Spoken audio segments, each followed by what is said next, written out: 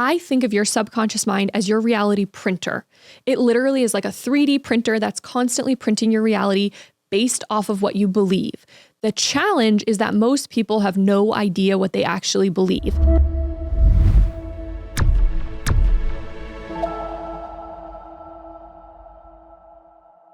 Okay, welcome to this episode of Receive. I am your host, Jenn, and today we're going to be talking about the no BS science behind manifestation. So I love manifestation, and oftentimes people can think that it's very woo-woo, and it can be, right? And that's beautiful and amazing, but it's also based in science, and it's based in psychology, and it's based in the way that our brains work. And when we tune into that, it creates so much more belief that this is how it works, and this is how we create our reality. And it gives us so much more power to truly shift and improve the quality of our lives when we aren't just trying to hustle in the 3D and hustle in the physical world, when we actually tap into the unseen forces, right? The unseen forces that allow us to create reality. We all are okay believing in electricity, even though we can't see it, we can experience it. And when we start to tune in to manifestation and the energetics behind it, we can actually also experience it and experience it in our lives.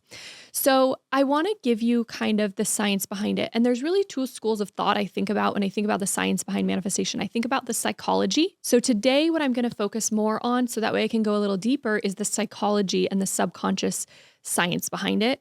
And then we'll do another episode later on that will be more on the quantum physics, which is so freaking cool. So the most simple way to kind of kick off this discussion is this idea that I created a couple of years ago, and what I call it is the TEAR method. So TEAR as in TEAR, and what it stands for is thoughts, emotions, actions, results.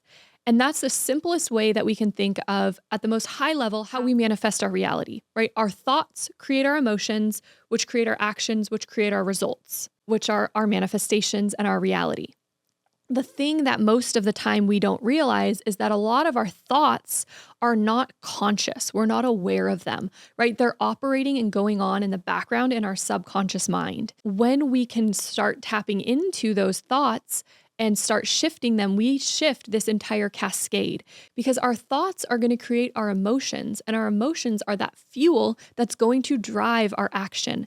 And if we're doing something with unaligned emotions, it's going to be half as powerful as if we align our emotions with it, right? If I'm writing an email and I'm like, okay, let me try to be nice, but I'm actually really fuming with anger, that email is going to transmit that energy, and it's going to come across very differently, not only in the words I say, but also the frequency that the person gets. The response will be very different because my emotional piece was different. But let's say that I am actually really grateful for this person, and I flow that gratitude into that email. They're going to feel it, right? That's going to create different actions, a different result for me. When we want to manifest something new, we can kind of think of this as the starting point. We want to shift our thoughts so that way we shift our emotions and our actions and our results. That's that cascade that happens. And we'll get a little bit deeper into that. And I wanted to share a couple of things about why I'm so big about thoughts and mindset and shifting our mindset that are rooted in science and that we often don't think about. So one study that I recently read that was a Harvard study was that optimists actually live 11 to 15% longer than non-optimists, than pessimists. And what I find amazing about that is I think there's oftentimes this idea that like pessimists are more realistic, or that they're going to get farther in life because they're more realistic. When in reality, research is showing the opposite. Research actually shows that optimists are also more successful, because what happens in your brain is that your brain is able to find more solutions and is more creative when you are in a higher vibration, happier, more optimistic emotions. When we close down our mind, when we're more pessimistic, when we're more focused on the negative, we actually do not have as much access to solving the problems that experience in our life. So that was the first study that I wanted to share about. The second one is, which I really, really liked, is that your beliefs about aging, whether or not you believe positively about aging or negatively about aging, will result in a 7.5-year increase on your life. So what they found in this study, it was a Yale study, that the people who had positive beliefs about the aging process and about themselves aging, and they weren't like, oh God, I'm aging and my life is going to end. Those people who were positive about it, who viewed it with optimism, lived 7.5 years longer. Pretty amazing. And that speaks to the power of our thoughts and the power of our beliefs and the power of our expectations. So I experienced this in real life. When my first job out of college, I was a teacher. I did Teach for America, which is a program where they put recent college graduates, like high achieving college graduates, into inner city schools where they don't have enough teachers. It was an amazing experience, but I was horribly underqualified. I was 21 years old at the time. I graduated college early, and I was responsible for 6 periods of 30 to 40 13-year-olds. I taught 8th grade, 12 to 13-year-olds. And what we were responsible for doing was helping them pass the California State Science Test. And I knew, I don't know how I knew this at 21 years old, but somehow I knew that I was like, if these kids believe that they can pass this test, then I know that they will pass this test. So not only did I teach them about the material on the test, but I focused on building their confidence. I focused on helping them see that because they came from low income families, because a lot of them did not speak English or their family didn't speak English, it didn't matter, that they could still pass this test with flying colors, that they could still do just as well as everyone else. And as a result, 98% of my students passed, which the year before it was significantly less than that, because my expectation became their expectation. And this is shown in research. It's called the Pygmalion effect, that your expectation of someone will be reflected back in their behavior. So I expected all of my kids, and they knew this, I expected them to not only pass that test, and there was a huge portion of my kids who got the highest marks you could get on the test. That was because of my expectation. I didn't buy into their story of limitation. I didn't buy into that. What you expect in your reality will be created in your reality. And so that's part of this science behind how manifestation works. And the reason for that has a huge part to do with our subconscious mind. I think of your subconscious mind as your reality printer. It literally is like a 3D printer that's constantly printing your reality based off of what you believe. The challenge is that most people have no idea what they actually believe. They think they do because they're aware of some of it, but there's most of it, 95% of your subconscious programming, your beliefs, your identity, your emotional memory, your habits, your patterns, 95% of that is subconscious, meaning it operates outside of your awareness. So if we have subconscious expectations that money is hard to make, I'm never going to succeed, this business is going to be difficult, no one's ever going to love me, then reality, your reality printer is going to print that out for you. It's going to print it out over and over and over again until you change that programming, until you shift that programming. Because your subconscious mind, it's not deciding, okay, you know what? I really want her to thrive, so we're going to do this. It literally is just following instructions. It is like a printer. You tell the printer what to print and it prints it. Your subconscious mind does not necessarily care what you consciously want. It prioritizes safety, and it equates safety with familiarity.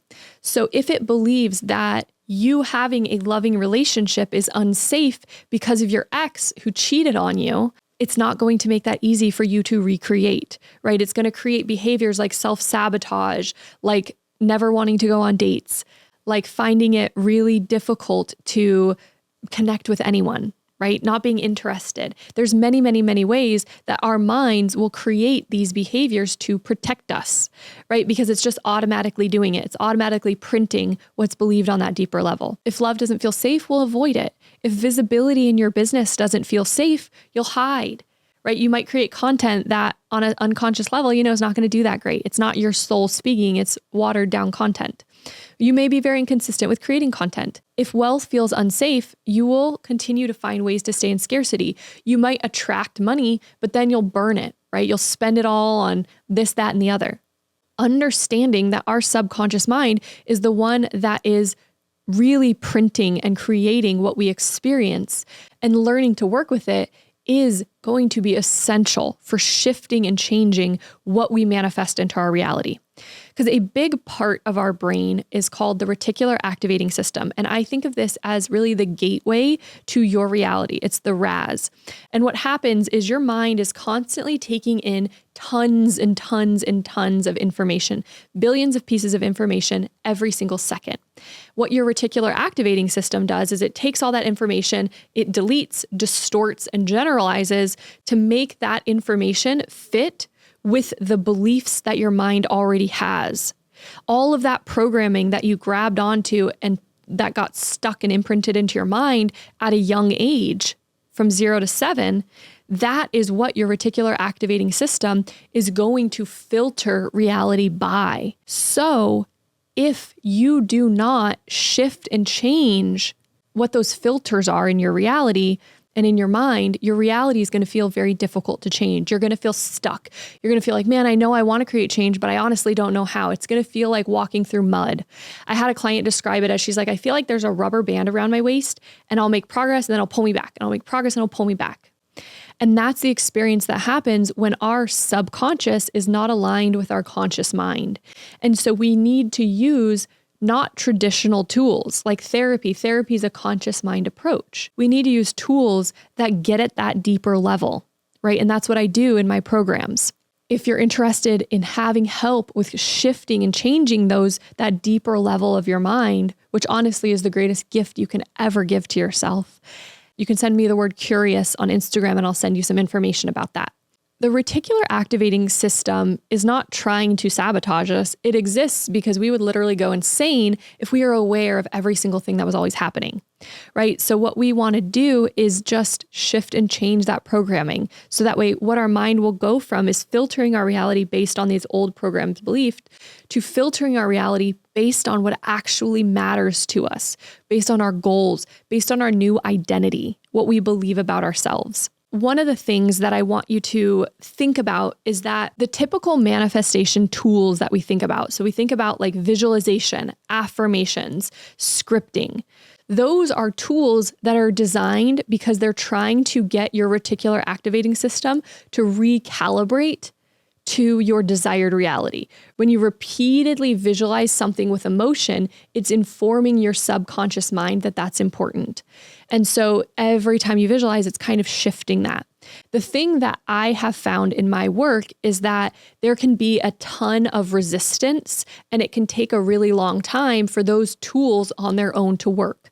In my method, that's actually the last step. It's almost like you're taking a toothpick to kind of chip away at a brick. It takes a very, very long time to make an indent. It can take months and years to make a true indent with those methods. When what we can do is we can use tools to turn the mind into a fertile bed of soil. So let's say that I had a belief that money is difficult to make in my subconscious mind because my whole upbringing, I saw my parents struggling with money. So that's just an example. You can apply any example that you're experiencing now to this. What happens is that creates resistance. So if I visualize myself with a lot of money, or I do a bunch of affirmations about money, it's going to bounce out. It's going to be a lot harder because I have this resistant force that I'm dealing with. What we want to do is we want to use tools that work at that deeper level. Hypnosis can work at that level. RRT is my favorite. I have my own elevated subconscious rewiring method that I think is the absolute best for shifting and changing at that deep level. EFT tapping can do it as well. That's part of what the tools that I use. But what I find is that when you can really shift and clear out that deeper level, then your visualization, then your affirmations, then the things that you want come so much more quickly. This is like the sprinkles on the cake. We want to actually shift and change what's happening within the cake. When we think about the subconscious mind, the first piece that affects what we manifest is our reticular activating system. But then we also have these other aspects that also are going to dictate what we will experience and create from our realities. Another one is the predictive coding engine. So the brain is constantly predicting what is going to happen next. So instead of like watching a scenario and deciding, okay, what's going to happen, the mind is like constantly trying to get ahead of it and say, what's happening? What's going to happen? What's happening next? What happens with that though, is we will misinterpret events and we will constantly see the same events over and over again because we're predicting them based off of our past. What's happening is our past is creating our present, which then is informing our future. And so we are constantly reliving the past. What we have to do is draw a line in the sand and do this deeper rewiring work on the mind. Then we can shift that predictive coding engine. So that way the mind will begin to predict different things. So the predictive coding engine, it'll remember past experiences that are typically emotionally charged. So if somebody treated you poorly, or if money behaved in a certain way, or success felt unsafe, then those experiences, the mind is going to do a lot to protect you from. It also works in the positive way as well. So another way that the mind creates the reality is through the stored memory network. So every single emotional experience you've ever had gets stored in the mind. So these childhood experiences, emotional wounds, successes, failures, moments of shame and pride, these become the blueprint. And I refer to these as our subconscious blueprints. The way I think about it is that we all have different blueprints for different areas of our life. So we have a money blueprint, we have a relationship blueprint, we have a career blueprint, we have how we view ourselves blueprint. And as I said, we will continue to recreate that experience, right? If you take a blueprint for a house, let's say your architect gives you a blueprint for your house and you give it to the builder isn't going to go rogue and build something else. He's going to build it to those exact specifications of that blueprint. The same is true for your mind. Your mind will keep recreating those financial blueprints, those relationship blueprints over and over and over again until you shift and change them. And that's why shifting and changing our mind at this deeper level is honestly the only cheat code I've ever found for life. And it's not even really a cheat code. It's just learning how to work with our true nature. Another one that we will experience is habit circuitry. So we are wired for efficiency. Human beings are wired to not waste energy so that way we can survive. And habits are stored in a deep part of our mind. And once habits are coded, they become autopilot. Most people don't notice is that a lot of our emotions are actually habitual. Tony Robbins refers to it as your emotional home. It's the home, the emotional space where you feel most comfortable and you feel most safe. And it's where you will return to over and over and over again, especially in times of stress. So let's say that you grew up in a home where there's a lot of chaos. You are going to feel unconsciously most comfortable, most familiar with chaos. So you'll return to chaos and you'll subconsciously do things to create more and more chaos in your life because that's familiar. If protecting yourself and keeping yourself safe and hiding was familiar and was your emotional home, that's where you'll go back to. Could be anger, could be jealousy, could be happiness. I really believe that now that I've done this work on myself and I've really rewired my mind, I feel like my emotional home actually is happiness, which that might be one of my greatest accomplishments. So the habit circuitry, what it's going to do is we will associate certain times of day, certain emotions, certain things in our reality with habits, and we will unconsciously play them out over and over and over again like a computer would. So let's say that for a month, every single morning when I was on vacation, I woke up and I scrolled. So then what will happen is I've created that habit of scrolling. And so I will continue to scroll in the morning. But the thing that we don't notice about these habits is that they're never in isolation. Habits create a cascade effect. And so that scrolling maybe makes me not feel as good. So then maybe I'm more reactive with my partner, or I show up less consistently with my business. So understanding these habitual habits that we create and that our mind is creating and using to create our reality can be incredibly empowering. And one thing you can do with this is literally just study yourself like a little scientist. Write out what do you do every single day, and you will start to notice, wow, there's so many patterns and habits I'm running that are very unconscious.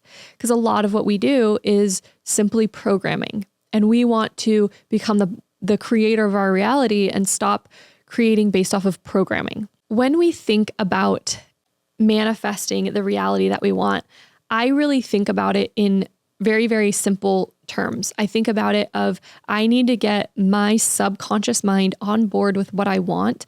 Then I will see the solutions. Then I will attract the opportunities, and then I will attract the experiences in order to create that. Because as we know, our mind is creating what we expect. So if I expect success, if I expect wealth, if I expect love, that's what I will create. So I hope that you loved this episode. It has been so great to be here with you today.